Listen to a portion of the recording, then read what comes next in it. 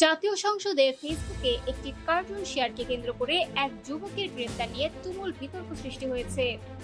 Chief whip Nurul ইসলামকে নিয়ে বিভ্রান্তিমূলক তথ্য প্রচারের অভিযোগে এএম হাসান নাসিম নামে এক যুবককে গ্রেপ্তার করা হলে বিষয়টি সংসদে ব্যাপক আলোচনার জন্ম দেয়। রোববার সংসদ অধিবেশনে এনসিপির সংসদ সদস্য হাসনাত আব্দুল্লাহ এই ঘটনায় তীব্র ক্ষোভ প্রকাশ করেন। তিনি বলেন, শুধুমাত্র একটি কার্টুন শেয়ার করার কারণে কাউকে গ্রেপ্তার করা হবে এমন ঘটনা তারা কল্পনাও করতে পারেননি। তিনি এটিকে মত প্রকাশের স্বাধীনতার উপর হুমকি হিসেবে উল্লেখ করেন। হাসনাত বলেন, চিফ হুইপ একসময় সংসদ সদস্যদের সামনে তিমি ও হাঙ্গর প্রসঙ্গে একটি কৌতুক করেছিলেন। পরে সেই প্রসঙ্গ নিয়ে সামাজিক যোগাযোগ মাধ্যমে একটি কার্টুন ছড়িয়ে পড়ে। অথচ সেই কার্টুন শেয়ার করার অভিযোগে সাইবার সুরক্ষা আইনে 25 ধারায় মামলা করা হয়েছে, যা অত্যন্ত দুঃখজনক।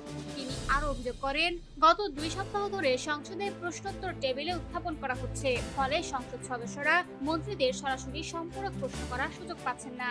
এতে সংসদীয় জবাবদিহি ক্ষতিগ্রস্ত হচ্ছে বলেও মন্তব্য করেন তিনি। জবাবে চিফ হুইপ নুরুল ইসলাম বলেন, যদি সত্যি শুধু কার্টুন আঁকার কারণে কাউকে গ্রেপ্তার করা হয়ে থাকে তাহলে তাকে ছেড়ে দেওয়ার জন্য তিনি নিজে অনুরোধ জানাচ্ছেন। গত ডিসেম্বর থেকেই তার বিরুদ্ধে ফেক আইডি ব্যবহার করে কুৎসা রটানো, বিভ্রান্তি ছড়ানো এবং ব্ল্যাকমেইলের অভিযোগ ছিল। এই ঘটনায় একাধিক ভিডিও করা হয়। গ্রেপ্তার হওয়া ব্যক্তি যদি সেই অপপ্রচারের সঙ্গে জড়িত থাকেন তাহলে বিষয়টি গভীরভাবে তদন্ত করা উচিত। চিফ হুইপ আরো বলেন, প্রধানমন্ত্রী সহ রাষ্ট্রের গুরুত্বপূর্ণ ব্যক্তিদের বিরুদ্ধে ফেক আইডি থেকে অপপ্রচার চালানো হচ্ছে। তাই দেশের স্বার্থে এসব বিষয় গুরুত্বের সঙ্গে খতিয়ে দেখা জরুরি।